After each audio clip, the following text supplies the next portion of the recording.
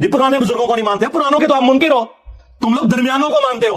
पुराने वैसे थे जैसा कि हम हैं। कौन से अकीदे तुम्हारे कुरान और सुन्नत से साबित है? मैं कट्टर ठेठ अनफी, क्या अनफी? कट्टर अनफी देवबंदी 1866 में देवबंद मदरसा बना है। 1500 साल नहीं सरकार, 150 साल पहले तुम आए हो दुनिया च। इससे पहले दुनिया का कोई मुसलमान अपने आप को देवबंदी नहीं कहता था। और 1904 के अंदर आला हजरत ने बनाया मंजिल इस्लाम बरेली का मदरसा। इससे पहले दुनिया का कोई मुसलमान अपने आप को बरेली नहीं कहता था। कहानी बंद करो, हदीस हदीस हदीस पढ़ के गुमराह हो जाएंगे। जरा वो तो उन्होंने खुद ही बोल के कहा कि हम 1500 साल से अपने बुजुर्ग, और केड़ा 1500 साल तो तुम्हारे बुजुर्गों का दीन है ना, आपके अकीदे कुरान से साबित, ना आपके बुखारी मुस्लिम से साबित। क्या 1500 साल, 1100 साल क्या करो? और ना हदीस सुनाया करो बुखारी मुस्लिम की कि सबसे बेहतर जमाना मेरा, फिर सहाबा का, फिर ताबईन का, फिर तबा ताबईन का। उसके बाद झूठे लोग पैदा होंगे, अमानत में खयानत करेंगे और मोटापे को पसंद करेंगे। और तुसी बाल वाले हो। अच्छा, ये इनका एटीट्यूड क्या अपने बाबों के फतवों के बारे में कभी होगा? कभी ये मुफ्ती कहेगा कि मैं बहिश्ती जेवर के मुझे वाले ना भेजा करो, मैं बहिश्ती जेवर पढ़ूं और गुमराह हो जाऊं, मैं फतावा अलमगीरिया पढ़ूं और गुमराह हो जाऊं? ये क्या हर वक्त तुमने फतावा शामी, रद्दुल मुख्तार, दुर्र मुख्तार लगाई होती है, ये मुझे ना भेजा करो? कभी ये बात करेंगे? तो इससे आप अंदाजा लगाए कि ये अपने बुजुर्गों को जो रिस्पेक्ट दिए हुए हैं ना, वो पैगंबरों से बढ़ के दिए हुए हैं। आपको तो सुनाते हैं ना आयत, ओए तुम लोगों ने इज्जतें वेल की हैं अल्लाह और उसके रसूल के नाम के ऊपर, चंदा इकट्ठे किए हैं, जदादे बनाई हैं, कोई मेहनत से नहीं कमाया तुम लोगों ने, अल्लाह रसूल के नाम का खा रहे हो। और बात ये करते हो कि हदीसें हमें सुनाओ हम गुमराह हो जाएंगे। इज्जतें वेल की अल्लाह और उसके रसूल के नाम के ऊपर, सवारियां सवार की मक्के और मदीने की आवाजें लगाकर और फेंक दी जाके देवबंद में और बरेली में। गद्दार हो तुम रसूलुल्लाह के सल्लल्लाहु अलैहि वसल्लम, पक्के गद्दार हो। इसीलिए देखो फिर अल्लाह ने तुम्हारे ऊपर चीज क्या छोड़ी है। हाँ, नबी के जैसा है ही कोई नहीं, बाप बेटे शाह ही कोई नहीं।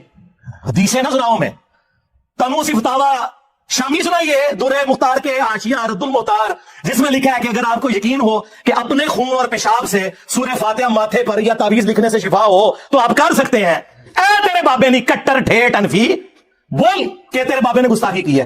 कुछ ज्यादा पुराना नहीं है, 1252 हिजरी में ये मरा है इब्ने अब्दीन शामी। किसी की जरूरत नहीं कि इख्तिलाफ कर जाए, ये इनको लेके भेजे ना। हाँ, इसको पढ़ के कोई गुमराह नहीं होता। हदीस को पढ़ के गुमराह होते हैं इसलिए कि हदीसें के खिलाफ, कुरान के खिलाफ, क्योंकि ये तो हुए कट्टर ठेठ हनफी। इज्जतें वेल कर रहे हैं अल्लाह और उसके रसूल के नाम के ऊपर, चंदे खा रहे हैं अल्लाह और उसके रसूल के नाम के ऊपर अज़्ज़ा वजल्ला व सल्लल्लाहु अलैहि वसल्लम, और तौहीन उन्हीं की कर रहे हैं। और ये कह रहे हैं कि जी हदीसें पढ़ के गुमराह होंगे। नबी इस्लाम तो हमें यही कह के गए। सही मुस्लिम में हजरतुल वदा का खुतबा निकाल के देखें, नबी इस्लाम ने फरमाया मैं अपने बातों में वो चीज छोड़कर जा रहा हूं जिससे मजबूती से पकड़ लोगे, कभी गुमराह नहीं होगे, वो अल्लाह की किताब है। मुस्लिम शरीफ में सिर्फ किताबुल्लाह का जिक्र है।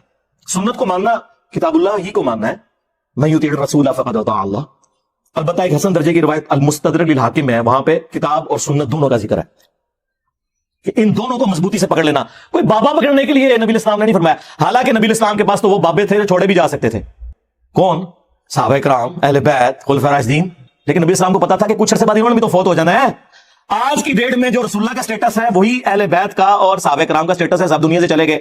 अलबत्ता कुरान दुनिया में मौजूद, सुन्नत का रिटन रिकॉर्ड मौजूद, इसलिए हुजूर ने वो बात की जो आखिरी इंसान तक के लिए बचनी थी। और फिर इसको सुपरसीड करने वाला खुतबा, गदीर खुम का खुतबा सही मुस्लिम के अंदर, ऐ लोगों आगाह हो जाओ, मैं भी एक इंसान हूं, करीब है कि अल्लाह का कासिद यानी मौत का फरिश्ता मेरे पास आए और मैं उसकी दावत कबूल कर लूं। मैं अपने बातों में दो भारी चीजें छोड़कर जा रहा हूं। उनमें से पहली चीज अल्लाह की किताब है, इसमें हदायत है, इसमें नूर है। तुम अल्लाह की किताब को पकड़ो, अपना ताल्लुक इस किताब के साथ मजबूत करो। अल्लाह की किताब अल्लाह की रस्सी है, जो इसे पकड़ेगा हदायत पर होगा, जो छोड़ देगा गुमराह हो जाएगा। ज़ैद इब्न अरकम कहते हैं कि रसूलुल्लाह फिर हमें बार बार कहते रहे अल्लाह की किताब, अल्लाह की किताब, अल्लाह की किताब। और फिर मैं दूसरी भारी चीज मेरे अहलुल बैत हैं, मैं अपने अहलुल बैत के बारे में तुम्हें अल्लाह का खौफ दिलाता हूं। और ये जुमला आपने 3 दफा रिपीट किया, लेकिन उम्मत बिल्कुल उलट चली। ना कुरान को पकड़ा, ना अहले बैत को जिंदा छोड़ा, बिल्कुल उलट चली। तो नबी इस्लाम तो बात ही कुरान, सुन्नत, अहलुल बैत की कर रहे हैं, ये अपने बुजुर्गों को लेके चल रहे हैं। इन लोगों का क्या लेना देना मेरे भाई? ना इन्होंने कुरान पढ़ा सही तरीके से, ना अगर पढ़ा तो फिर उसके साथ ये गद्दारी की है कि कह रहे डायरेक्ट पढ़ो। यार ये गद्दारी तो कोई फिजिक्स का प्रोफेसर अपनी किताब के साथ नहीं करता। आज तक किसी फिजिक्स के प्रोफेसर को सुना है कि आइंस्टाइन की थ्योरी ऑफ रिलेटिविटी ना पढ़ना गुमराह हो जाओगे, या कोई इंग्लिश का प्रोफेसर कहे कि ऑक्सफोर्ड की डिक्शनरी ना पढ़ना गुमराह हो जाओगे। इससे बढ़कर मैं मैकेनिकल इंजीनियरिंग मैंने की हुई है। जब कभी भी बड़े मजमे में मैंने अपनी क्लास के अंदर टीचर की गलती निकाली ना किताब से, तो उसने हमेशा कहा थैंक यू। मौलवी की आप गलती निकालो, कहता थैंक यू। यानी एक दुनियावी टीचर जिसे ये समझते हैं, हम तो उस तालीम को भी दीन का हिस्सा समझते हैं, फिजिकल फिनोमेना ऑफ नेचर की तालीम है, साइंस की। वो अपनी किताबों के गद्दार नहीं है, ये लोग अपनी किताबों के गद्दार हैं और इससे बढ़कर इन किताबों से खा रहे हैं। इन्हीं नामों के ऊपर इन्होंने इज्जतें वेल की हैं। इतनी बेईमानी इस तरह कौन करता है? ये लोग करते हैं। मैं कट्टर ठेठ हनफी। और फिर वो कहते हैं जनाब के वो जी ये तो सूती ने लिखा है। ओ भाई सानू की दी तो हौसला दो। हम जब कुरान और सुन्नत के दलाइल की रोशनी में حضرت معاویہ رضی اللہ تعالیٰ عنہ, حضرت مغیرہ ابن شعبہ رضی اللہ تعالیٰ عنہ, حضرت عمر بن عاص رضی اللہ تعالیٰ عنہ سے اختلاف رکھ سکتے ہیں کہ تواڈے امام تے شے ہی کوئی نہیں. سیوطی نے لکھا ہوئی, سیوطی کون سا پرانا ہے یار, 500 سال پہلے ہوا, 500 سال بعد میں بھی سیوطی بنا ہوں گا, میں تو ہونی بن گیا تھے. ہاں سیوطی نے اتنا مجمع ویکھیا ہونا ہے, چھڈ دو انج کوئی پڑھدا ہے, کوئی علمی گل کرو. تے کٹر ٹھیٹ انفی صاحب میرے خیال ہے اتنی خوراک کافی ہے تواڈے واسطے, ویسے تو تمہیں پتہ ہے میرا تو فیوریٹ ٹاپک ہے. ہاں نہیں بولیں گے کہ ہمیں حدیثیں نہ بتائیں, اللہ کے نبی الاسلام یار تمہارے بابے تو نہیں چھوڑ کے گئے. ہاں بخاری مسلم دونوں میں ہے, نبی الاسلام ہر خطبے سے پہلے کہتے تھے اما بعد فان خیر الحدیث کتاب اللہ وخیر الهدی هدی محمد صلی اللہ علیہ وآلہ وسلم وشر الامور محدثاتها وكل محدثۃ بدعہ وكل بدعۃ ضلالہ وكل ضلالۃ فی النار. کچھ الفاظ ترمذی کے اور نسائی کے بھی ہیں. آگاہ ہو جاؤ, سب سے بہترین کلام اللہ کی کتاب ہے اور سب سے ہدایت یافتہ راستہ محمد صلی اللہ علیہ وآلہ وسلم کا ہے. بدترین کام وہ ہے جو دین میں نئے جاری کیے جائے, اور وہ کام بدعتیں ہیں. تمام بدعتیں گمراہیاں ہیں اور تمام گمراہیاں جہنم میں لے جانے والی ہیں, والعیاذ باللہ تعالی. شریف کی روایت میں آیا ہے اور ترمذی میں اور حضرت فضالہ رضی اللہ عنہ کی روایت میں, یہ بھیا ہمیں نہ لکھ کے بھیجا گیا, ٹھیک ہے نا. اس سے سوائے اس کے کچھ نہیں ہوتا کہ ہم اسے پڑھ کے فوری طور پہ یہ حدیثیں ہم نے پڑھی بھی ہیں, پڑھائی بھی. ہم کئی بار عرض کر چکے ہیں کہ ہمارا کوئی تعلق اہل حدیث سے نہیں ہے. پکے ٹھیٹ حنفی, پکے ٹھیٹ حنفی, پکے ٹھیٹ حنفی. ہمیں نہیں سمجھ میں آتی امت میں جو 1500 سال سے ہمارے بزرگوں نے دین کو سمجھا ہے, آخر اس کو چھوڑ کے اب نئی نئی باتیں اور نئے نئے فرقے بنانے کی ضرورت تمہیں کیا پڑی ہے, اور کوئی کام نہیں رہ گیا. حدیث میں آیا ہے, حدیث میں تمہیں کیا پتا حدیث میں کیا ہے, کہ ہم حدیثیں پڑھنا شروع کر دیں تاکہ گمراہ ہو جائیں والعیاذ باللہ. حدیث میں آیا ہے, حدیث میں تمہیں کیا پتا حدیث میں کیا ہے, کہ ہم حدیثیں پڑھنا شروع کر دیں تاکہ گمراہ ہو جائیں والعیاذ باللہ. ہم صاف لفظوں میں کہتے ہیں جو آدمی بغیر اساتذہ کے حدیث پڑھتا ہے وہ گمراہ ہو ہی جاتا ہے, اسی کو سے پتہ نہیں ہے کہ حدیث کا مطلب کیا. میں تو کوئی موقع نہیں جاننے دوں گا کہ میں ڈرل کروں گا ان کی پبلک کے دماغ میں کہ سوچو کہ یہ تم لوگ کن لوگوں کے پیچھے لگے ہوئے ہو. یہ وہ لوگ ہیں جنہوں نے عزتیں اللہ اور اس کے رسول کے نام کے اوپر اویل کی ہیں اور قرآن و سنت کے نام سے چڑھتے ہیں اور کہتے ہیں ہمیں نا لکھ کے بھیجا کرو, ہم تو یہ پڑھ کے ریموو کر دیتے ہیں. ہم 1500 سال بعد اب تم لوگ بتاؤ گے ہمیں ہم اپنے بزرگوں کا دین چھوڑ دیں. اچھا انہوں نے پتا ہے کہ قرآن دی جڑے پڑھتا ہے انہوں نے بعد میں دوبارہ ہو جاتا ہے. انہوں نے پتا ہے جی سب تو بڑی مثال میں 2002 میں عمرے پہ گیا, غلاف کعبہ پکڑ کے دعا مانگی تھی, اللہ مجھے بریلوی مارنا, شکر ہے قبول نہیں ہوئی. منو کہنا جی سی اللہ منو مسلمان ماری. اور یہ میں آپ کو وثوق سے کہتا ہوں, اگر آپ مخلص ہیں نا سرکار, آپ ہدایت کے مخالف راستے پہ بھی چل پڑے نا اخلاص کے ساتھ, اللہ تعالیٰ کان سے پکڑ کے آپ کو سیدھے راستے پہ چلا دے گا. اور اگر آپ بے ایمانی پہ اترے ہوئے ہیں سرکار, تو آپ رسول اللہ کے چچا بھی ہو نا, ابو لہب ہاشمی بھی ہو, تو مر جائیں گے آرام موت. اور قرآن میں قیامت تک بددعائیں پڑھی جائیں گی ان پر, تبت یدا ابی لہب وتب. یہ بات ہے, نسبت بھی اسی وقت کام آتی ہے جب آپ نبیوں کی آواز کے اوپر لبیک کہتے ہیں. اترفعوا اصواتکم فوق صوت النبی, اس سے آپ کو عصمت مصطفیٰ تو بتاتے ہیں, یہ نہیں بتاتے کہ جو شخص رسول اللہ کے حضور آواز بلند کرے وہ تو گستاخ رسول, اور جو حضور کی بات کا مذاق اڑائے وہ اس تو بڑا گستاخ. اور وہ یہ سارے ہیں کٹر ٹھیٹ انفی. تسی لوگوں حدیث حدیث تیرے سامنے حضرت عمر بیٹھے ہو تو میں دیکھتا ہوں کہ وہ پھر کہ یا رسول اللہ اجازت دے. تم لوگوں گستاخ رسول, حدیثوں کا مذاق اڑانے والے. یہ رسول اللہ کی اس سے بڑے لیول کی توہین ہے کہ کوئی حضور کی موجودگی میں آواز بلند کرے, اس سے بڑی توہین یہ ہے کہ کوئی حضور کی بات کا مذاق اڑائے. وہ تو صحابہ کا نہیں اللہ نے برداشت کیا, حالانکہ انہوں نے مذاق نہیں اڑایا. اب مجھے بتائیں کہ وہ اللہ ایسے لوگوں کے ساتھ کیا کرے گا جو نبی الاسلام کے فرامین کا یوں مذاق اڑاتے ہیں. کہ ہم حدیثیں پڑھنا شروع کر دیں تاکہ گمراہ ہو جائیں والعیاذ باللہ. حدیث میں آیا ہے, حدیث میں تمہیں کیا پتا حدیث میں کیا ہے. ظاہر وہ تو انہوں نے خود ہی بول کے کہا کہ ہم 1500 سال سے اپنے بزرگوں, اور کیڑا 1500 سال تو تہاڈے بزرگوں کا دین ہے, نہ آپ کے عقیدے قرآن سے ثابت, نہ آپ کے بخاری مسلم سے ثابت. کیڑا 1500 سال, 1100 سال کیا کرو, اور نہ حدیث سنایا کرو بخاری مسلم کی کہ سب سے بہتر زمانہ میرا, پھر صحابہ کا, پھر تابعین کا, پھر تبع تابعین کا. اس کے بعد جھوٹے لوگ پیدا ہوں گے, امانت میں خیانت کریں گے اور موٹاپے کو پسند کریں گے. اور تسی بالا لے ہو جی پرانے بزرگوں کو نہیں مانتے, پرانوں کے تو ہم منکر ہو, تم لوگ درمیانوں کو مانتے ہو. پرانے ویسے تھے جیسا کہ ہم ہیں. کون سے عقیدے تمہارے قرآن و سنت سے ثابت ہے؟ میں کٹر ٹھیٹ انفی. کیا انفی؟ کٹر انفی دیوبندی. 1866 میں دیوبند مدرسہ بنا ہے. 1500 سال نہیں سرکار, 150 سال پہلے تسی آئے ہو دنیا چ. اس سے پہلے دنیا کا کوئی مسلمان اپنے آپ کو دیوبندی نہیں کہتا تھا. اور 1904 کے اندر اعلیٰ حضرت نے بنایا منزل اسلام بریلی کا مدرسہ. اس سے پہلے دنیا کا کوئی مسلمان اپنے آپ کو بریلی نہیں کہتا تھا. کہانی کہانی بند کرو. پکے ٹھیٹ حنفی, پکے ٹھیٹ حنفی. اور پھر آپ ہیں کٹر ٹھیٹ حنفی. کیڑے حنفی ہو, المحمد والے یا اسام الرحمن والے؟ آنا دار تھلے ہوں تو پکے ٹھیٹ حنفی, پکے ٹھیٹ حنفی. یہ دونوں حنفی ہیں جی. اے دسنا کہ وچ الالی حنفی کیڑا ہے. الالی یعنی وہ میں روحانی طور پر ہی بات کر رہا ہوں, وہ دوسرا آؤٹ آف ویڈ لاک کی طرف نہ چلے جائیے گا, ٹھیک ہے. اور کوئی فروئی اختلاف نہیں سرکار, زمین آسمان کا فرق ہے, ایک دوسرے کی تکفیر ہے. تو کون سا کٹر ٹھیٹ حنفی ہے کہ جو کروڑوں بریلویوں کو کافر اور مشرک سمجھتے ہیں؟ پکے ٹھیٹ حنفی, پکے ٹھیٹ حنفی. یا تو وہ کٹر ٹھیٹ حنفی ہے جو کروڑوں دیوبندیوں کو گستاخ رسول سمجھتے ہیں, یعنی کافر ہی ہو گئے نا. ان کا میاں لوگ کیا کہیں گے. یعنی آپ یہ جو حرکتیں کر رہے ہیں لوگ کیا سوچیں گے, آپ یہ کیا کر رہے ہیں. اشرف تھانوی صاحب نے کسی کم سن لڑکی سے شادی کرنی تھی تو اپنے مرید کے ذریعے ایک جھوٹا خواب, ظاہر میں تو اسے جھوٹا خواب شیطانی خواب ہی سمجھتا ہوں, گھڑوایا. اور دیکھیں بیوقوف کتنے اپنے رسالوں میں چھاپتے رہے, عالم داد رسالے میں. یہ تھانوی رسول اللہ بھی خود چھاپا ہے, یہ نہ سمجھے کہ میں نے کوئی گن پوائنٹ پہ کہ میں تھوڑی بےزتی کرنی ہے تو تسی چھاپو. بھائی میں نے تو والد صاحب کی بھی پیدائش سے پہلے کا یہ رسالہ چھپتا ہے, 100 سال ہو چکے ہیں. تو اس رسالے میں انہوں نے ایک تو یہ واقعہ لکھا, اور ایک اور رسالے میں عالم داد میں انہوں نے لکھا کہ ایک مرید نے خواب دیکھا ہے کہ حضرت عائشہ جو ہیں سلام اللہ علیہا وہ تھانوی صاحب کے گھر آئی ہیں. تو تھانوی صاحب پتہ ہے کہتے ہیں اس کی تعبیر میں نے یہ کی کہ کوئی کم سن لڑکی میرے ہاتھ لگے گی. دیکھ رہا ماں کو ہے, اور چونکہ اور پھر وہ اس کی تعویل کرتے ہیں کہ چونکہ نبی علیہ السلام کی جب شادی ہوئی تھی سیدہ عائشہ کے ساتھ تو وہ کم عمر تھیں, تو حضرت عائشہ کا میرے گھر آنا اس کا مطلب یہ ہے کہ میرے عقد میں بھی کوئی کم سن لڑکی آئے گی. یہ یعنی یہ جو آج کے صرف مفتی نہیں ہے جو مطلب مریدنیوں سے یا شاگردنیوں سے شادیاں کرتے ہیں, پرانے بھی یہی کچھ سمجھے. اور تختہ مشق کس کو, اما عائشہ کو سلام اللہ علیہا. اور باتیں ہمیں کرتے ہیں. کیا یہ گستاخی نہیں ہے, یہ شیطانی خواب نہیں ہے, جھوٹا خواب. دیکھ رہے ماں کو, النبی اولا بالمؤمنین من انفسہم وازواجہ امہاتہم, نبی مومنین کی جانوں سے بڑھ کر ان پر حق رکھتے ہیں, نبی کی بیویاں امت کی مائیں ہیں, اور کام اپنے سیدھے کر رہے ہو. تو دیکھو پھر اللہ نے کتنی بڑی بلا تمہارے اوپر چھوڑ دی ہے. ہاں میں نبی سا ہی کوئی نہیں, تیرے بابے تھے شاید کوئی نہیں. تو یہ پبلکلی ہوا ہے, کمرے میں نہیں ہوا. اور دیکھیں نقل کون کر رہا ہے, اشرف تھانوی صاحب اپنی منڈی ٹھوک گئے. اسی روایت ثلاثہ میں لکھا ہے کہ مدرسہ دیوبند کے جو بانی تھے قاسم نانوتوی, ان کو رشید احمد گنگوئی نے عوامی اجتماع کے اندر اپنے ساتھ چرپائی پہ لٹایا عاشق صادق کی طرح, یہ اس میں لکھا ہوا. اور پھر ان کے یہ سینے کے بٹن کھول کے سینے پہ ہاتھ پھیرا. جو آپ سمجھ رہے ہیں وہی کچھ ہو رہا تھا. ہاں کیونکہ قاسم نوتوی صاحب نے یہی سمجھا, ان کا میاں لوگ کیا کہیں گے. یعنی آپ یہ جو حرکتیں کر رہے ہیں لوگ کیا سوچیں گے, آپ یہ کیا کر رہے ہیں. اور اس کی اگلی قسم بھی ہے, ہاں تذکرۃ الرشید, رشید احمد گنگوئی صاحب کے حالات و واقعات جمع کیے ہیں ان کے خلیفہ نے. اس میں وہ لکھتے ہیں کہ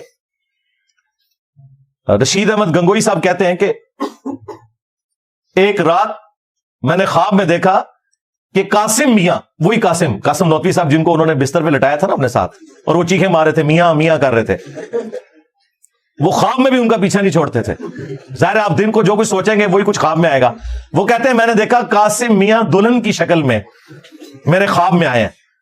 اور پھر آگے بھی جو ہے نا, ہاں وہ بھی انہوں نے اس میں ذکر کیا ہے, ہاں وہ ہم کیمرے میں دکھا دیں گے. اور پھر اس کی تعبیر انہوں نے کی کہ اس سے مراد یہ کہ وہ میرے شاگردوں کو آگے لے کے چلیں گے, یعنی یہ روحانیت کے لیے. یہ نہیں انہوں نے کہا کہ میں نے اپنی دلہن کو قاسم کی شکل میں دیکھا, نہیں, وہ کہتے ہیں قاسم نوتوی دلہن کی شکل میں میرے خواب میں آئی ہیں, اور پھر وہ نفع بھی ہمیں ایک دوسرے سے پہنچا. یہ سارا کچھ لکھا ہوا ہے اس میں. اور کتاب کا نام ہے حقائق اولیاء ارواح ثلاثہ, اولیاء اللہ کی یہ کرامات اور حقائقیں لکھ رہے ہیں. تو کہہ رہے ہیں میاں لوگ کیا کہیں گے. تو آگے سے گنگوئی صاحب کو پھر بھی حیا نہیں ہے, انہوں نے کہا بھائی کہنے دو لوگوں کو, ہاں جو بھی کہیں, ہم نے ایسے ہی کرتے رہنا. اور علم کی اس لگن کے بعد یہ میں اس لیے کہہ رہا ہوں کہ ہم آپ کو ایک ہفتے کا ٹائم دیں گے تو آپ پریشان ہو جائیں گے, کیونکہ ہمیں پتا ہے قیامت تک کہ آپ کے پاس جواب نہیں ہونا. ہم کھلا ٹائم دے رہے ہیں, شاید آپ کو توبہ نصیب ہو جائے اپنے بزرگوں کے ان عقیدوں سے. تو جواب دیں قرآن و سنت کی روشنی میں. ہم آپ سے سیکھنا چاہتے ہیں, اور بتائیں عقیدے کیسے ثابت ہوتے ہیں, ہم آپ سے پوچھتے ہیں. اب رہ گیا کہ آپ نے کہا فیلڈ ہے سرکار, آپ کی فیلڈ کو ہم کیسے مان لیں. آپ کے بڑے سے بڑے عالم کو ایک ان پڑھ بریلوی کہتا ہے یہ تو جاہل ہے, گستاخ رسول ہے, کتے جتنی اوقات نہیں رکھتا وہ آپ کی ڈگری کی. وہ کہتے ہیں کتے کا نام لینا بھی توہین ہے, صحابہ کہف کا کتا پھر بھی اس کی کوئی عزت ہے, وہ کہتے ہیں ان کی وہ بھی نہیں ہے. اور بریلویوں کے بڑے سے بڑے عالم کو عام جاہل دیوبندی کیا کہتے ہیں یہ تو مشرک ہے. تو سرکار جن ڈگریوں کی اوقات یہ ہو کہ مخالفین ان ڈگریوں کو کتے جتنی اہمیت بھی نہ دیتے ہوں, ان ڈگریوں کی دھوس ہم پہ کیا. ایسی ڈگری لے کے آؤ جس کے اوپر سارے فرقے متفق ہو. انشاءاللہ میں 1 مہینے میں تیاری کر کے پیپر پاس کر کے وہ ڈگری حاصل کر لوں گا, اور ٹائم قیامت تک ہے. رہ گئی میری ڈگری تو وہ موجود ہے بخاری میں, بلغوا عنی ولو آیا, پہنچا دو اگرچہ تمہیں ایک آیت ہی آتی ہو. الحمدللہ ہم اپنے نبی کی دعوت آپ تک پہنچا رہے ہیں. ہم آپ کو بتا رہے ہیں کہ سورۃ البقرہ کی آیت نمبر 279 میں لکھا ہوا ہے کہ سود کھانے والا اللہ اور اس کے رسول کے ساتھ جنگ کے لیے تیار ہو جائے. اس کے لیے ہمیں ڈگری کی ضرورت نہیں ہے. سورۃ البقرہ کی 279 نمبر آیت اپنی جگہ پہ رہے گی, میرے پاس ڈگری ہو یا نہ ہو. آپ نے ماننا ہے مانے, نہیں ماننا نہ مانے. آپ کے جو کہ انجینئر نے بیان کیا لہذا میں یہ آیت نہیں مانتا, تو آپ اپنے ایمان سے فارغ ہو جائیں گے. آپ نے ٹیکسٹ کو فالو کرنا ہے. ٹھیک ہے, ٹائم قیامت تک ہے. مفتی صاحب کو یہ علیحدہ سے کلپ بنا کے میری طرف سے حافظہ اللہ تعالی مفتی سعید صاحب کو یہ کہہ دینا ہے. ابھی تو میں آپ سے یہ پوچھوں گا کہ آپ نے عمران خان صاحب کا جو تیسرا نکاح پڑھایا اور آپ کو یہ پتا تھا کہ عدت کے دنوں میں اس طریقے سے نکاح نہیں ہو سکتا, یہ آپ نے کام کیوں کیا؟ اور بعد میں آپ کی آڈیو بھی ریلیز ہو گئی. ہاں, یہ تو ابھی گناہ آپ کے سر کے اوپر ہے. یہ آپ لوگوں کا کردار ہے. دین کی ساتھ آپ یہ کچھ کر رہے ہیں. ہاں, سنن نسائی میں حدیث ہے, ایک صحابی نے کٹھی 3 طلاقیں دے دی تھی. دوسرے جب حضور نے فرمایا نا کہ میں زندہ ہوں اور اللہ کی حدیں توڑی جا رہی ہیں, دوسرے صحابی نے کہا تھا یا رسول اللہ اجازت دے میں اسے قتل کر دوں. ہاں, اور آپ نے اللہ کی حدوں کو توڑا کہ عدت کے دنوں کے اندر نکاح کروایا. تو کوئی اور صحابی ہوتا تو اجازت ہی مانگتا, لیکن ہم تو صرف علمی اختلاف کرتے ہیں. صلو علی محمد وعلی محمد, اللہم صلی علی محمد وعلی آل محمد واصحاب محمد وازواج محمد وامت محمد اجمعین الی یوم الدین, آمین. اصل کام ہمارے زمانے میں جو کرنے کے ہیں وہ یہ کہ جس فیلڈ میں عمر لگائی ہے اسی فیلڈ کے ٹاپ تک پہنچو. بس چھوڑ دو حدیث پڑھنے کو اور اس کو چھوڑ دو حدیث پڑھنے کو اور اس کو مفتی صحیح صاحب سے میں ریکویسٹ کرتا ہوں کہ المحنت کے جو 3 عقیدے میں نے بتائے ہیں, پوری آل دیوبندیت, آل حنفیت, جو امام حنیفہ کی طرف جھوٹ عقیدے منسوب کیے ہوئے ہیں, المحنت میں ریٹن تمہارے 35 علماء دیوبند نے انکلوڈنگ اشرف علی تھانوی نے سائن کیے ہیں. نمبر 1 انہوں نے کتاب کا نام رکھا ہے المحنت علی المفند. احمد بریلوی کو انہوں نے سٹھایا ہوا بابا کا ہے. ٹھیک ہے جی, یہ میں نے آپ کے اخلاقیات بزرگوں کے بتائے ہیں, اشرف علی تھانوی نے اس کے اوپر سائن کیے ہیں. اس کے بعد اس میں تو کئی عقیدے ہیں جن کے اوپر گرفت ہو سکتی ہے, میں نے صرف 3 دیے ہیں تاکہ آپ کے لیے آسانی ہو جائے, ٹو دی پوائنٹ بات کر لیں. جو امیر تنظیم ہے اس وقت شجاع الدین شیخ صاحب حافظہ اللہ تعالی, میں ان سے ریکویسٹ کروں گا کہ آپ نے جو مجھے مشورہ دیا وجادلہم باللتی ہی احسن, تو یہی مجادلہ حسن طریقے سے کرتے ہوئے آپ نے اپنے فرقہ دیوبندیہ جس سے اس جماعت نے جنم لیا ان کی اصلاح کی کوشش کریں گے اپنے انداز میں. مواد میں آپ کو دے دیتا ہوں, آپ نے ان کو آسان طریقے سے بتانا ہے کہ یہ عقائد قرآن و سنت کے بالکل منافی ہیں. اور اس کے لیے میں کوئی تاریخ کی کتاب نہیں اٹھا رہا, کوئی ملفوظات شریف نہیں اٹھا رہا, میں دیوبند کے عقیدوں کی ٹیکسٹ بک جو ہے المحنت علی المفند, ہند کی تلوار ایک سٹھائے ہوئے بابے, ایک پاگل انسان کے اوپر, اور پاگل انسان انہوں نے اعلی حضرت بریلوی کو کہا. ہاں جی, اس سے آپ کو کچھ حوالے دوں گا, اور میں آپ سے ریکویسٹ کروں گا کہ یہ جو حوالے ہیں نا ان کو آپ نے آسان طریقے سے مجادلہ کر کے ان کو بھی سمجھانا ہے اور ان کے ماننے والوں کو بھی سمجھانا ہے. پہلے تو کتاب کا نام احمد بریلوی کو انہوں نے مفند کہا, یہ آپ نے ان کو سمجھانا ہے کہ ہمارے بزرگوں نے غلطی کی ہے, یہ سمجھانے کا انداز نہیں ہوتا. دوسرا, انہوں نے اس میں لکھا کہ احمد بریلوی اور ان کی پوری جماعت ایک شیطانی لشکر ہے جو ہم پہ حملہ آور ہوا ہے, جیسا کہ انبیاء کرام پر شیاطین حملہ آور ہوتے تھے, علماء دیوبند رضی اللہ عنہم پر یہ حملہ آور ہوا ہے. 14ویں صدی کے مولویوں رضی اللہ عنہم. تو شیطان کا مطلب یہ ہے کہ کافر کہہ دیا نا, شیطان انبیاء پہ مسلمان شیاطین حملہ آور ہوتے تھے, کافر ہوتے تھے. اچھا, تیسرا اس میں انہوں نے کہا کہ محمد بن عبد الوہاب صاحب کی پوری جماعت جو ہے یہ وہابی فرقہ اہل حدیث, یہ خوارج کی ایک جماعت ہے, ان کو خارجی کہا. یہ آپ نے آسان طریقے سے انہیں سمجھانا ہے. چوتھی بات, اس کتاب کے اوپر آپ کے حکیم الامت اشرف علی تھانوی صاحب اور ڈاکٹر سار صاحب کے حکیم الامت اشرف علی تھانوی صاحب کے سگنیچر ہوئے ہیں, اور 30 علماء کے مزید سگنیچر ہیں, جس میں آپ کی جماعت کے بزرگان دین یوسف لدھیانوی صاحب بھی اور یہ لوگ بھی شامل ہیں. سارے بعد والے بھی اس میں اپنے سگنیچر وقت کے ساتھ ایڈ کر کے نا اس کو یعنی انڈورس کرتے رہتے ہیں. تو آپ نے یہ بتانا ہے کہ اشرف تھانوی صاحب نے اس طرح کی کتاب کو انڈورس کیوں کیا. ٹھیک ہے جی, 4 باتیں ہوں گی. 5ویں بات, اس میں عقیدہ انہوں نے لکھا ہے کہ ہم بزرگوں کی قبروں اور سینوں سے فیض لینے کے قائل ہیں.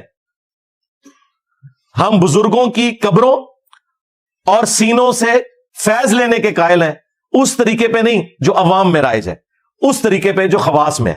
اب وہ خواص میں کون سا ہے وہ آپ نے ہمیں بتانا ہے. انہوں نے تو آپ کو نہیں بتانا، ہم بتا دیتے ہیں کہ کیا ہے خواص کے اندر، بتا دیں کس طریقے سے بتائیں؟ قبروں سے جی انہوں نے بتایا ہوا ہے. اشرف تھانوی صاحب نے خود اس کی شرح میں کتاب لکھ دی ارواح ثلاثہ، اس میں انہوں نے لکھا ہے کہ قاسم نانوتوی صاحب مرنے کے 6 سال کے بعد خواب میں نہیں بیداری میں اپنی قبر سے نکلے، دیوبند کے 2 مولویوں کی صلح کرا کے دوبارہ قبر میں واپس چلے گئے، اور جس مولوی کے پاس آئے تھے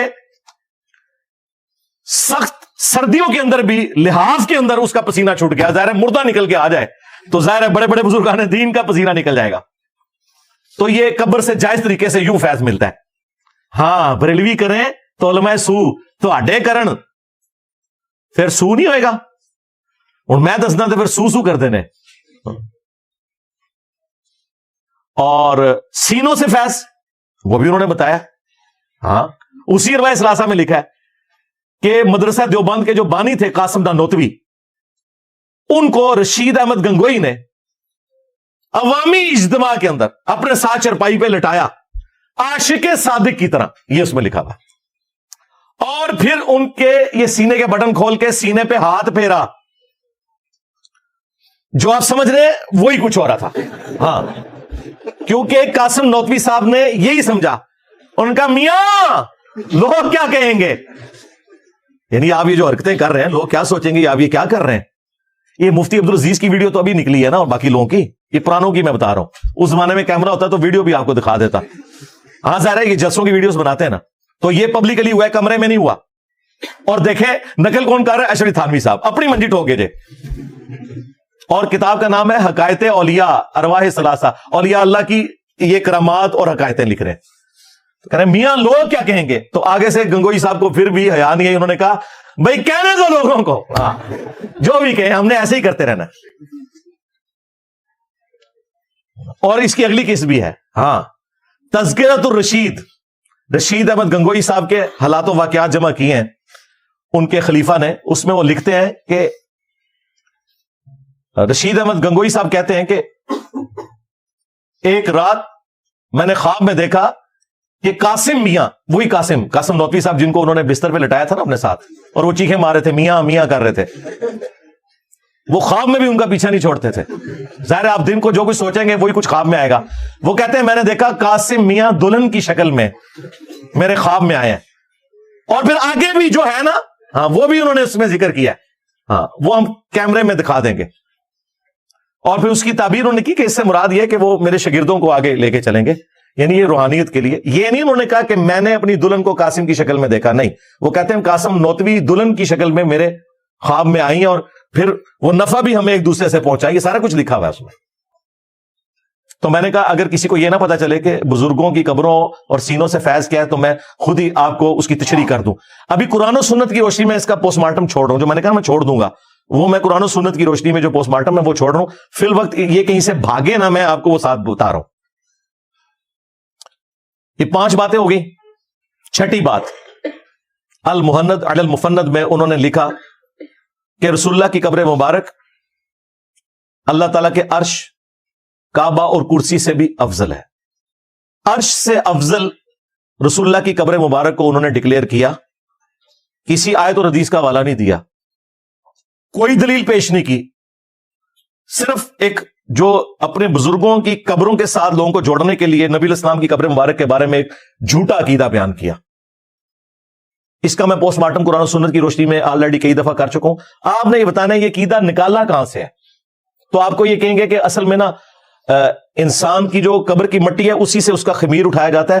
تو بیسیکلی نبی الاسلام قبر مبارک میں جس جگہ آرام کر رہے ہیں نا، تو وہ مٹی آپ کے جسم کا حصہ ہے، اور رسول اللہ جو ہے وہ اشرف المخلوقات ہے، اس لیے عرش بھی ایک مخلوق ہے، تو نبی الاسلام عرش سے افضل ہے. نہ دھوکہ دینا بند کرو. انہوں نے کہا وہ حصہ زمین جو رسول اللہ کے ساتھ ٹچ ہے، رسول اللہ کو انہوں نے افضل نہیں کہا. وہ کہتے نہیں اس میں سے نکلا ہے. تو اس میں سے اگر نکلے ہیں تو حضرت ابوبکر عمر بھی پھر اللہ کے عرش سے افضل ہوئے، کیونکہ وہ مٹی تو کٹی ہے وہاں پہ. اور آخری بات، نبی الاسلام کی قبر مبارک کا کوئی حصہ آپ سے ٹچ ہی نہیں کیے ہوئے، کیونکہ مسلم شریف میں حدیث ہے کہ نبی الاسلام کو دفنانے سے پہلے قبر مبارک میں سرخ رنگ کی ایک چادر بچھائی گئی تھی تاکہ وہ مٹی نبی الاسلام کے جسم میں عطر کو ٹچ ہی نہ کرے. بیسیکلی شیطان انہیں پٹی پڑھاتا ہے. انہوں نے الرحمن علی العرش استوى، رحمان اپنے عرش پر مستوی ہوا جیسا کہ اس کی شان کے لائق ہے. ہم نہ جہمیہ ہیں نہ مجسمہ ہیں، جیسا کہ اس کی شان کے لائق ہے. وہ ہماری رگے جان کے بھی قریب ہے جیسا کہ اس کی شان کے لائق ہے. تو اس کے ایکویلنٹ انہوں نے قبر رسول کو کھڑا کیا. یہ پیچھے ریزن تھی. نبی علیہ السلام کی بات نہیں ہو رہی. 6 چیزیں ہوگی. اور 7واں بھی عقیدہ انہوں نے لکھا کہ نبی علیہ السلام کی قبر مبارک میں زندگی کو ہم دنیا کی سی مانتے ہیں. قرآن تو کہہ رہا ہے کہ تمہیں اس زندگی کا شعور ہی نہیں ہے. یہ کہتے ہیں دنیا کی سی. وہ کہتے ہیں اصل میں ہم نے دنیا کی سی اس لیے کہا ہے وہ آخرت کی زندگی، لیکن وہ دنیا کی سی اس طرح ہے کہ دیکھیں نبی علیہ السلام نے حضرت موسیٰ علیہ السلام کو شب معراج نماز پڑھتے ہوئے دیکھا. اسی طریقے سے صحیح مسلم میں ہی آتا ہے کہ نبی علیہ السلام نے شب معراج بیت المقدس میں انبیاء کی امامت کروائی. تو باقی انبیاء بھی قبروں سے نکل کے آئے تھے. یہ سب کچھ برزخی معاملہ ہے. وہ کہتے ہیں چونکہ یہ ایک دنیاوی کی طرح نظر آتا ہے اس لیے ہم کہتے ہیں دنیا کی سی. صحیح بخاری میں ہے حضرت عمر کہتے ہیں انا کننا نتوسل الیک بنبینا صلی اللہ علیہ وآلہ وسلم، اے اللہ جب تک تیرے نبی ہم میں موجود تھے ہم ان کے ذریعے تیری طرف توسل اختیار کرتے تھے. اب ہم تیرے نبی کے چچا کو لائے ہیں، ان کی دعا کی برکت سے بارش نازل فرما. تو بارش نازل ہو جاتی تھی. یہ انہوں نے خود سے عقائد بنا لیے. میں ان کا دین سے کوئی تعلق نہیں. یہ دنیاوی زندگی قبر کے اندر رسول اللہ کی یا دنیا کی سی. یہ بھاگ سکتے تھے، میں نے بھاگنے کا راستہ بند کر دیا کہ یہ واقعی دنیا کی سی مانتے ہیں. آخرت کی زندگی تو ہم بھی مانتے ہیں، جس میں ادر کو سلامت ہم بھی مانتے ہیں. یہ اس کی تعویل کرتے ہیں. یہ بالکل جھوٹ بول رہے ہیں. یہ حقیقتاً دنیا کی سی مانتے ہیں. کیوں؟ شیخ زکریا کاندلوی نے فضائل حج اور فضائل درود میں تبلیغی جماعت کا جو نصاب لکھا ہے، اور الیاس قادری نے بریلویوں کے فضان سنت میں یہ واقعہ لکھا ہوا ہے، اور مفتی تقی عثمانی صاحب پلانٹ ارتھ پہ سب سے بڑے مفتی اعظم دیوبند کے، انہوں نے درس حدیث میں یہ واقعہ سنایا ہے کہ نبی علیہ السلام کی وفات کے 550 سال کے بعد 555 ہجری میں شیخ احمد رفاعی صاحب جب قبر رسول پہ حاضر ہوئے، انہوں نے نعتیہ شعر کہے تو نبی علیہ السلام نے قبر اطہر سے اپنا ہاتھ مبارک نکالا. خواب میں نہیں، بیداری میں. رحیم نے لکھا ہے کہ جو ہی یہ شعر پڑھے تو روضہ اقدس میں سے نبی کریم سرور دو عالم صلی اللہ علیہ وسلم کا دست مبارک ظاہر ہوا، اور ہزاروں انسانوں نے یہ نظارہ کیا کہ دست مبارک ظاہر ہوا. احمد کبیر رفاعی رحمۃ اللہ نے دست مبارک کو بوسہ دیا اور دست مبارک پھر واپس آیا. اتنا عظیم الشان واقعہ ان کے ساتھ پیش آیا، اور یہ مورخین نے متعدد تاریخوں میں لکھا ہے، اور لکھا ہے کہ ہزارہ افراد کی موجودگی میں یہ واقعہ پیش آیا. اندازہ کرو ادھر سے حدیث ہو رہا ہے. اور کہتے ہیں 90,000 لوگوں نے اس منظر کو دیکھا، اور ان منظر دیکھنے والوں میں شیخ عبد القادر جیلانی کا نام بھی ذکر کیا جاتا ہے، اور شیخ احمد رفاعی نے چوما. اچھا، عبد القادر جیلانی نے نہیں چوما، کڈی بڑی بدبختی ہے. عبد القادر جیلانی کا خلیفہ ہے احمد رفاعی، وہ چوم رہا ہے، عبد القادر جیلانی نہیں چوم رہے. اور جھوٹ ہے بھائی، عبد القادر جیلانی رحمۃ اللہ علیہ پہ جھوٹ باندھا ہے انہوں نے.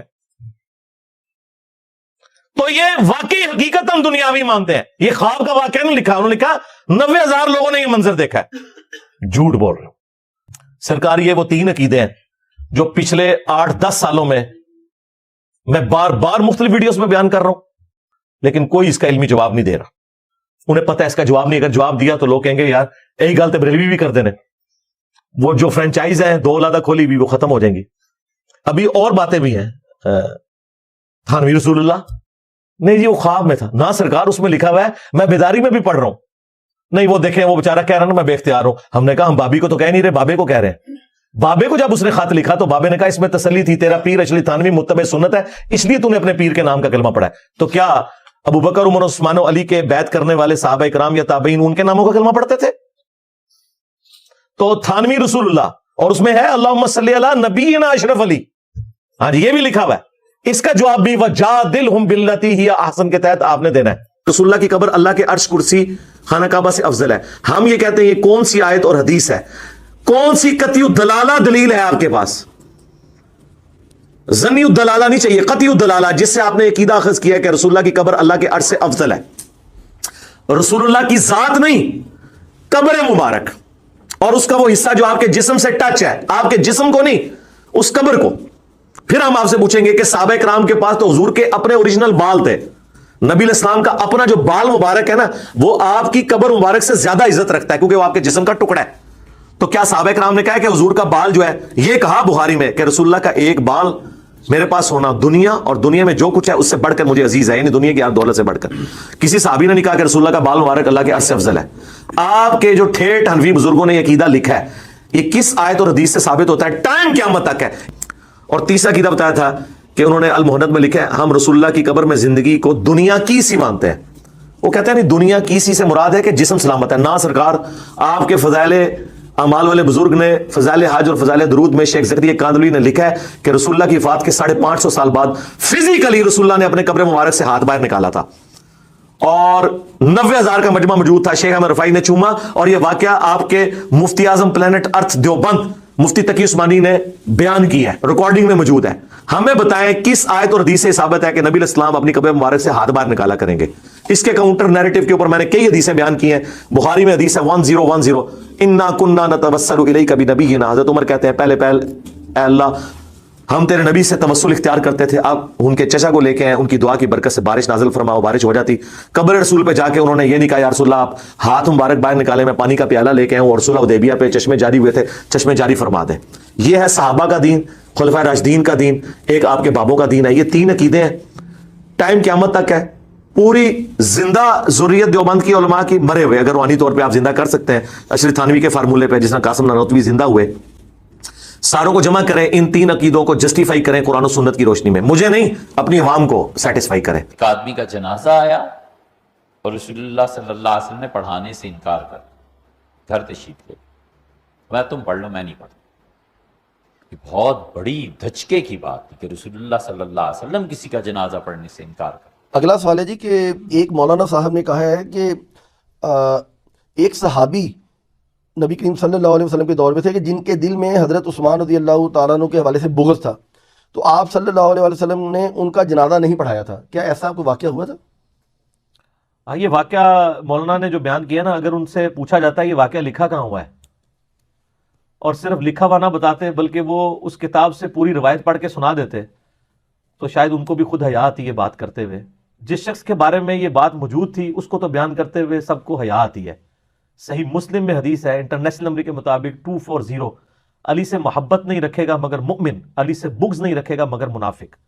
یہ حدیث آپ کسی سنی کو ٹیسٹ کر کے تو دیکھیں، آگے سے اس کے دل کا غبار نہ نکل آیا تو آپ مجھے پکڑ لیجیے گا. آپ حضرت ابوبکر عمر عثمان کی شان میں کوئی جھوٹی روایت بھی کسی سنی کو بھیج دیں، کبھی کاؤنٹر کوسچن نہیں کرے گا. حضرت علی کی شان میں بخاری مسلم سے بھی پیش کریں تو اس کو ہاتھ پاؤں کامنے شروع ہو جائیں گے کہ یار یہ کیا، یہ کچھ یوں والی باتیں کر رہا ہے. یہ ٹرینڈ شروع میں بھی تھا. میرا جو پچھلے دنوں ایک کلپ ریکارڈ ہوا ہے ایک بغض علی آل امیہ کے دور میں، اس میں نے کئی مثالیں حدیث سے پیش کی ہیں کہ صحابہ کے زمانے میں بھی لوگوں میں حضرت علی کے بارے میں بغض تھا اور ان کو حدیثیں نہیں ہضم ہوا کرتی تھی. یہ حدیث نہیں سی ہضم ہوتی بخاری مسلم جو دونوں میں آئی ہے، علی کی میرے ساتھ وہی نسبت ہے جو ہارون کی موسیٰ کے ساتھ، مگر میرے بعد کوئی نبی نہیں. ٹھیک ہے، اب یہ اس روایت کی اگر انجینئرنگ شروع کریں تو یہ کہاں تک بات جاتی ہے، میں آج اس کی طرف نہیں جا رہا. حضرت عثمان کے بارے میں یہ روایت جعلی روایت ہے، یہ گھڑی ہوئی روایت ہے، یہ جامعہ ترمذی میں روایت ہے. اس کے ساتھ امام ترمذی نے لکھ دیا کہ اس کے اندر فلاں راوی جو ہے اس کے اوپر محدثین نے جرح کیا ہے، یہ روایت ایکسیپٹیبل نہیں ہے. یہ روایت اس طرح کہ نبی علیہ السلام کے سامنے ایک جنازہ لایا گیا، آپ نے فرمایا میں جنازہ نہیں پڑھوں گا. یہ شخص حضرت عثمان سے بغض رکھتا تھا. آل امیہ نے جب دیکھا کہ حضرت علی کی شان کے بارے میں اتنی صحیح حدیثیں موجود ہیں تو انہوں نے کہا چلے ہم بھی کوئی ایک گھاڑ لیں حضرت عثمان کو اس لیول پہ لانے کے لیے. حضرت عثمان سے ہم بھی محبت کرتے ہیں، میں نے حضرت عثمان کی شان میں کتنی حدیثیں بخاری مسلم سے بیان کی ہیں، لیکن جو ہے نہیں وہ تو نہ آپ جعلی بنائیں دوسرے کو نیچا کرنے کے لیے. یہ ہمارے جہلم شہر میں ایک مسجد ہے، آج سے تقریباً کوئی سمجھ لیں 8-10 سال پہلے کی بات ہے. میرے پاس ایک بھائی آئے، بڑے وہ یعنی پڑھ لکھے آدمی تھے. مجھے کہتے ہیں نہیں میں نے آج ایک مولانا اہل حدیث ہیں ان کے پیچھے جمعہ پڑھا ہے، تو انہوں نے حضرت عثمان کے بارے میں ایک حدیث بیان کی ہے. اچھا یہی والی حدیث. تو کہتے ہیں میں نے ان سے اس حدیث کا ریفرنس مانگا ہے، اگلا جمعہ آ گیا ابھی تک ریفرنس نہیں ان کو مل رہا. تو مجھے بتائیں یہ حدیث ہے؟ میں نے کہا پہلے تو ان علماء سے پوچھیں کہ جن کو یہ ریفرنس ہی نہیں مل رہا کہ حدیث کہاں ہے تو انہوں نے بیان کیوں کیے ممبر کے اوپر. کہتے ہیں جی میں نے تو اس سے بڑی بات ان سے پوچھی تھی کہ کیا نبی علیہ السلام کے اصحاب میں ایسے لوگ بھی تھے جو حضرت عثمان سے بغض رکھتے تھے؟ تو صحابی کو آپ کہہ رہے ہیں کہ وہ حضرت عثمان سے بغض رکھتا ہو، تو وہ کون سے تھے لوگ؟ کیسے ہو سکتا ہے یہ؟ اگر ہے تو وہ کون سے لوگ ہیں؟ دو ہی آپشن ہے نا، یا تو ہوں گے نہیں یا ہے تو وہ بتائیں کون سے ہیں. تو میرے پاس آیا تو میں نے کہا میرے بھائی یہ تو روایت ترمذی میں ہے، یہ روایت ہی جعلی ہے. کہتا جی شکر الحمدللہ، مجھے پہلے ہی لگتا تھا کہ یہ روایت ہی جعلی ہوگی. تو یہ روایت بالکل جعلی روایت ہے، کوئی ایسی حدیث موجود نہیں ہے. حضرت عثمان غنی رضی اللہ تعالیٰ کی شان میں کئی اور احادیث بخاری مسلم میں موجود ہیں. آپ مشکات کی 30 جلد کھول کے حضرت عثمان کا چیپٹر نکال لیں. نبی علیہ السلام نے ان کو 3 موقع کے اوپر جنت کی بشارت دی ہوئی ہے. عشرہ مبشرہ میں وہ شامل ہیں. نبی علیہ السلام کی 2 بیٹیاں یکے بعد دیگرے ان کے عقد میں آئی ہیں, ذوالنورین ہیں. اتنے فضائل موجود ہیں, تو ان کو بیان کرنا چاہیے بجائے یہ کہ آپ جھوٹی. حضرت ابوبکر کے بارے میں بھی مشہور کیا ہوا, اکثر وہ بتا رہے ہوتے ہیں کہ جی وہ حضرت جبرائیل علیہ السلام جو ہے وہ سدرۃ المنتہا پہ رک گئے, نبی علیہ السلام اس سے بھی آگے چلے گئے, حالانکہ یہ ہی نہیں کہیں پہ. سدرۃ المنتہا اس کا نام ہی المنتہا ہے. تو حضرت ابوبکر نے کہا میں ہوتا تو میں حضور کے ساتھ میں بھی آگے چلا جاتا. یہ لوگ سبحان اللہ کہہ رہے ہوتے ہیں کہ جی کتنے عشق کی گل ہے, میں سڑ جاندہ پر نال جاندہ. ٹھیک ہے نا, یعنی اللہ کی نافرمانی کرتا. حضرت ابوبکر کیا نعوذ باللہ اللہ کی نافرمانی کریں گے اگر یہ ہوتا بھی. تو جبرائیل نے تو اللہ کی تابع داری کی ہے نا, وہ تو ایک قدم آگے نہیں بڑھا کرتے تھے. یعنی وہ ہر اس چیز سے پیچھے ہٹ جاتے تھے جس میں کوئی نہ کوئی ایسا شائبہ ہوتا تھا کہ اللہ اور اس کے رسول کی مخالفت ہے. تو یہ روایت کمزور ہے جی. حدیث حدیث حدیث پڑھ کے گمراہ ہو جائیں گے.